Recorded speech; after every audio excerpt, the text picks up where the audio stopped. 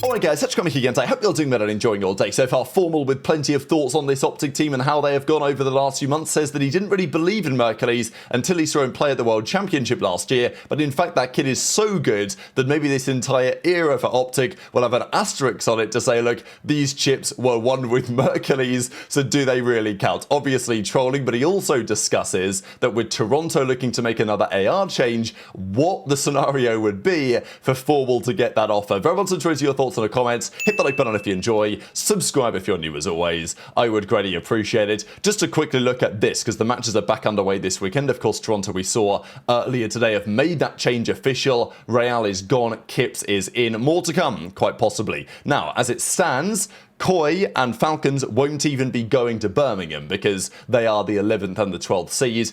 Cloud9 have only played one series, as have Surge, so I don't expect that to continue forever. I'm thinking both of these teams should still make it, right? But as we know, the 11th and 12th seeds, they don't even go. And the 7 through 10 seeds, they go, but they play a play-in to even get to the bracket, so they could be going home very swiftly as well. Cloud9, I would be shocked if they make it to Birmingham. So yes, they're 0-1 right now, they're 0-3 map counts, and they showed a bit of promise, to be fair, against G2.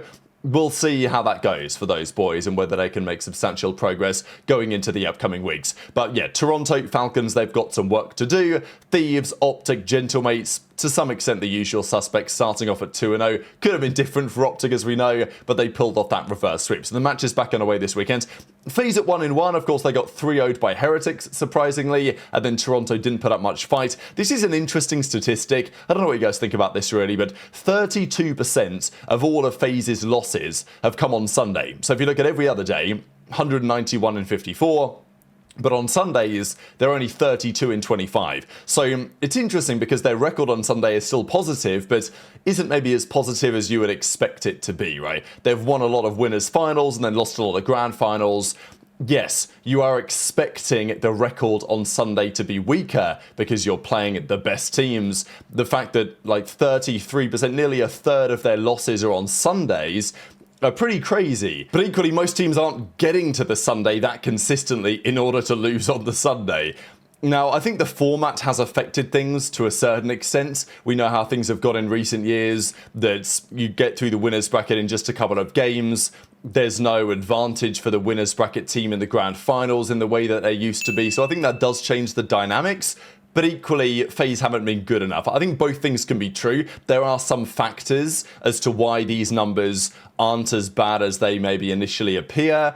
But equally, I still don't think FaZe have executed well enough on Sundays historically. And even you could argue that recently that loss to Neptune and to Gentlemates and the 5-2 collapse in the Game 5, which they never should have lost, is that another such example? Possibly, you could argue. Jersey Jerry was back at it again last night, playing with Zinni, or he was getting coached by Zinni. People were calling him like Jercules or something, word to Merc. We'll talk a little bit about Merc here in a second. So there were some comedy clips coming out of this as always. They also put together a process episode, which came out last night, which is really good to see because I know that many were expecting, certainly after the off-season, where there was a wait, a very long wait for the process that was delayed, and then, okay, it's going to come out on this stage, and then it never kind of did. And like, I know there's some new boys working on this show over there, and the fact that the major was only a couple of weeks ago, the process is here, breaking down all the things. It was a great episode. Made a little guest appearance in there as well, which is kind of cool to see at the OpTic boot camp that they ran. And I'll share a couple of clips here of what FormaL has to say. So he's talking about the state of challenges, but he's also talking about Mercules. So a good few thoughts here. We saw that Pred had a few words to say for Shotzzy and says, damn, like Merc's carried you boys every series, like no wonder his back is crooked, this guy's got 3 boys on his back and the whole of the green wall and all this. And obviously Shotzzy maybe didn't take so kindly to that.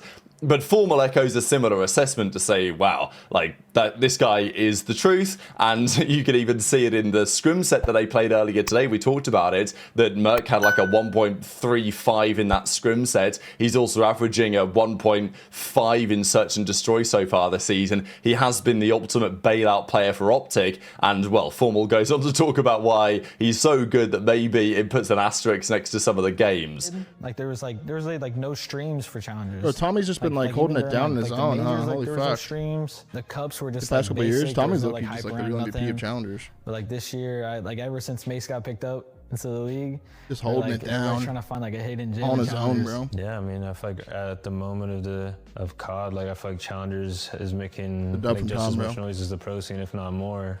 Especially with, you know, these teams like OpTic coming in, the Like without Stallions, Tommy, like what does it Bullish, even look I think like, it's really dude? great Holy for the fuck. scene. Man, it's fire in the hex squad. Looks like today. fucking We've shit got without Tom. Challengers action is blowing up here in Black Ops 7. Nice. I wasn't the biggest Merc believer until I watched him play at Champs. Sets him up for him. And then obviously watching him all this year, like actually watching him, Too. very fucking good at COD. We know they're hitting 3-4. Might even be so good. You gotta put like asterisks next to people, like Brandon. Oh, they And be like, really well.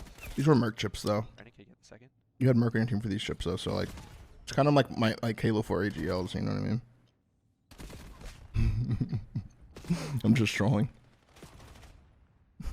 I started balling. I told my parents. My parents. Is Merc were the best balling. I pickup in was CDL balling. history?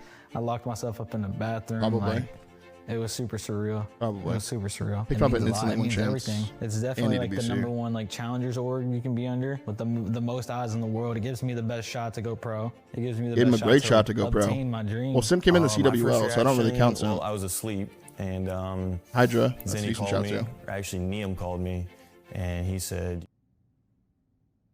I could throw my name in the hat. But it'd have to be like a Harry Potter Goblet of Fire moment, you know, where it just flies out, not supposed to be there. And then, you know, Dumbledore's like, formal. TJ goes on to discuss it as well, right, and says you should lose a chip if you lose with Merc, right? So, and he says in the replies, you know, I got hacked, what are we talking about? And obviously TJ's not having the easiest time on Surge right now. Their roster got slammed again the other day. There's been talk, I mean, I saw some discussion from Octane on the flank. TJ's been the same player for the last 6 years, like it's time to go kind of implication. And I don't know if that's fully true. Like, I think TJ's been solid enough the last couple of seasons. You know, he's still a respectable pro caliber level player, but probably not going to deliver anything spectacular from now on in his career, really, apart from the occasional clutch in search and destroy or the occasional ace, really. But, you know, they call him the pioneer for a reason. Always a good asset to have on your team in a search and destroy scenario. No doubt about that one.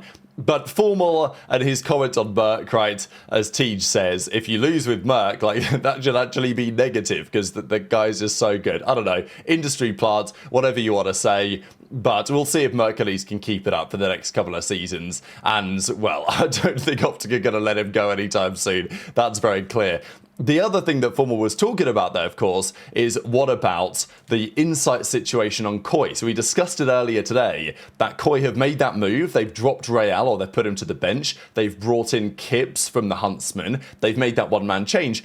But you might argue, is that really enough? The team's been struggling badly. They've lost, what, 6 out of their last 7 series? Maybe, actually, no, I think it's worse than that. I think it's 7 in a row. They've lost now, it was 6 in a row, now it's 7 in a row. But will Kips fix the problems in that team? Is Insight still a player that's worth looking at? It seems that, yes, that is the answer in the eyes of Toronto, because there's talk about looking at Nasty, maybe looking at Kenny, among other options that could be on the table as well.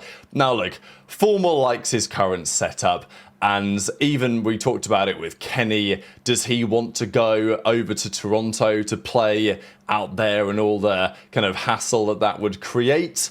Possibly, but also possibly not. I can't imagine that FormaL would necessarily want to, but he says, look, if it's, you know, did you put your name at the Goblet of Fire, Matthew? And it just flies out and they pick up his name and hit him up. It kind of implies, I don't know if really he's getting at this, but obviously in the Goblet of Fire, Harry didn't put his name in the Goblet of Fire, but he was picked out to play in the Triwizard tournament, so he had no choice. He had to do it. So I don't know if FormaL's implying that if he was to get the phone call, be like, yeah, we just, you know, you stumbled across conversation, then he's like, well, I guess we got to go for the Champions Cup, whatever it was. So not so sure about that, but very much intrigued to your thoughts on all this stuff in the comment section below. And just one final thing here, because, well, word to FormaL, after the Ghosty edit is back, we've certainly got some other edits for other players that are hitting the timeline as well. So intrigued to your thoughts in the comments, hit the like button if you enjoyed, subscribe if you're new, take care, and I'll see you next time. I don't know, I'm getting kind of When I watch your gameplay, I feel like you're like a fat Dashy.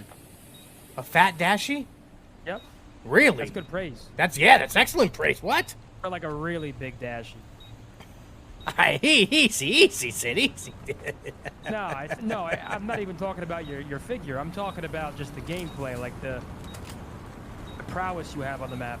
Got it. Stop window, you seen him. Yo, so what happened? Yo, you guys banned fucking snipers? Hey, I didn't ban that. Hey. Is it? Yes, they take no skills. No, we're doing. You know that, right? Yeah. I mean, well, why'd you guys ban him for like an hour ask to Brandon. get people Honestly, mad? ask Brandon. That's, what about you, Mace? How you feel about him? Well, it was Brandon, but they do take no skill anyway. Yeah? And the smoke. It's not like the good old days? And then the old games, like the smokes actually work. The smokes are terrible. In this one, the smoke suck? Yeah, terrible. You agree? So what do you? What's your opinion on the?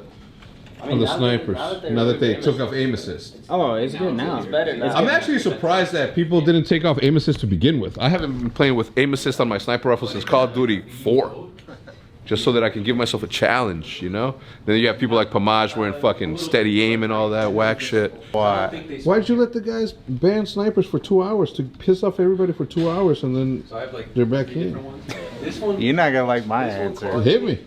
That shit sucked. What, the snipers? Yeah. What do you mean they suck? Tell me, you can't just say they suck. You have to have an opinion on it. I don't know. It's hard because I don't know. It's biased. It might be biased because I love using snipers, but I fucking hate Let me ask watching the it. greatest sniper that's... Wait, why are you looking so diabolical? We have no aim assist now. I know, but what happened? Why'd you piss everybody off for like 10 hours or 3 hours? Well, I was trying to, like, it was breaking my heart, honestly, because as the, you know, the opera of the most insane opera of this of this era. You know, because I do have the longevity, you know what I mean? Do have the years, the reps. Yep. But it's not the same sniper, but honestly, shout out to Treyarch. They actually saved this. They put no aim assist patch. Have you been playing with the no aim assist? And? Fucking fire. Ain't shit changed? That's why sometimes I'll get percentages.